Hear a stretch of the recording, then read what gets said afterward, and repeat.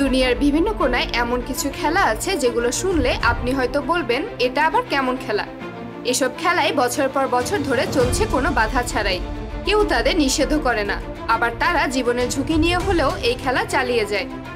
আজ এমন কিছু খেলা দেখাবো যে খেলাগুলোর কোনো মানেই আপনি খুঁজে পাবেন না। চেস বক্সিং একটা অদ্ভুত খেলা আছে যেখানে বুদ্ধি এবং শারীরিক শক্তি একসঙ্গে পরীক্ষা করা হয়। এই খেলাটি হলো চেস বক্সিং। 11 রাউন্ডের এই খেলায় 1 রাউন্ড বক্সিং এবং 1 রাউন্ড দাবা খেলা হয়। খেলোয়াড়কে জয়ী হতে হলে দাবায় প্রতিপক্ষকে হারাতে হবে অথবা বক্সিংয়ে নকআউট করতে হবে। এই খেলা বিশ্বের বিভিন্ন স্থানে খুবই জনপ্রিয় হয়ে উঠেছে কারণ এটি বুদ্ধি এবং শারীরিক দক্ষতার এক অনন্য মিশ্রণ। গালে চড়ানো প্রতিযোগিতা। রাশিয়ার স্ল্যাপ চ্যাম্পিয়নশিপ বা চড়ানো প্রতিযোগিতা এখন সামাজিক মাধ্যমে আলোচনার কেন্দ্রবিন্দু। প্রতিযোগীরা পালা করে একে অপরকে চড় মারে, যে প্রতিযোগী টিকে থাকে সে বিজয়ী হয়। শুনতে যত মজার, বাস্তবে এটি ততটাই কষ্টকর। তবে এই খেলার মাধ্যমে প্রতিযোগীরা লাখ লাখ টাকা ইনকাম করতে পারেন। বুলফাইট। স্পেনের বুলফাইট, যাকে বলা হয় করিডা দি তোরস, শুধুমাত্র একটি খেলা নয়, এটি স্পেনের বহু শতাব্দীর ঐতিহ্য।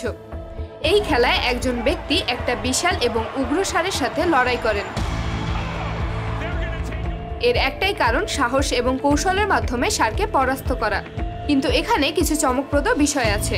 ষাঁড়ের সাথে লড়তে থাকা ব্যক্তির পোশাকে বিশেষ গুরুত্ব দেওয়া হয়, যার কারণে এটি তৈরি করতে মাসের পর মাস সময় লাগে। এই খেলায় লড়তে থাকা ব্যক্তি প্রায় গুরুতর আহত হন।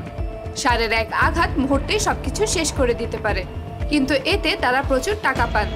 দর্শকরা এমন ঝুঁকিপূর্ণ খেলা দেখতে বেশ পছন্দ করেন। তবে স্পেনে এখন অনেক শহরেই এই খেলাকে নিষিদ্ধ করেছে, কিন্তু এখনও গ্রামীণ এলাকায় এটি এক ধরনের উৎসব।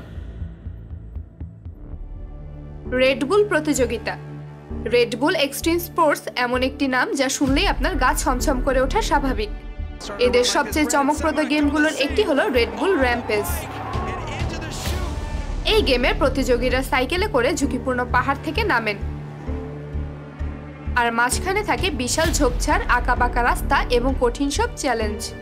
এটা দেখতে যতটা মজার, বাস্তবে খেলাটা তার চেয়ে অনেক বেশি বিপজ্জনক। এই খেলার নিয়ম বেশ অদ্ভুত। প্রতিযোগীরা নিজেরাই তাদের পথ বেছে নেয়। একবার একটি ভুল পদক্ষেপের কারণে হতে পারে গুরুতর আঘাত বা প্রাণহানি। এত বিপদের মাঝেও হাজারো দর্শক এই খেলা দেখতে পাহাড়ের চূড়ায় জড়ো হয়। চিজ রোলিং বা পাগলাটে দৌড়ের খেলা। ইংল্যান্ডের গ্লস্টারশায়ারের কথা উঠলে চিজ রোলিং প্রতিযোগিতার কথা না বললেই নয়। এই খেলায় একটি গোল চাকতির মতো চিজ পাহাড় থেকে গড়িয়ে দেওয়া হয়, আর প্রতিযোগীরা সেই চিজের পেছনে পাগলের মতো দৌড়াতে থাকেন। এই খেলার লক্ষ্য হলো কে আগে চিজটি ধরতে পারে। কিন্তু ব্যাপার হলো চিজ এত দ্রুত গড়ায় যে এটি প্রায় 120 কিলোমিটার প্রতি ঘন্টা গতিতে ছুটতে থাকে। প্রতিযোগীরা প্রায় গড়িয়ে পড়েন, আহত হন, কিন্তু তবুও তাদের কাছে এই খেলাটি অনেক আনন্দের। কাদার মধ্যে সাঁতার। কাদার মধ্যে সাঁতার হয়তো পৃথিবীর সবচেয়ে অদ্ভুত খেলা। এটি ওয়েলসে প্রচলিত, যেখানে প্রতিযোগীরা কাদার মাঝখানে সাঁতার কাটার মাধ্যমে একে অপরকে পরাস্ত করার চেষ্টা করে।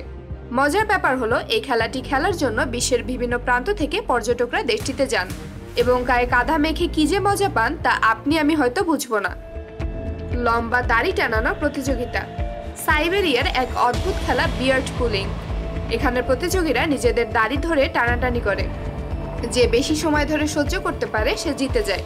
শারীরিক শক্তি আর ধৈর্যের এক অদ্ভুত পরীক্ষা এটি।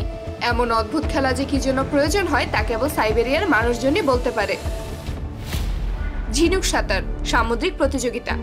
জাপানে প্রচলিত এই খেলার প্রতিযোগীদের সমুদ্রের গভীরে ঝিনুক খুঁজতে হয়।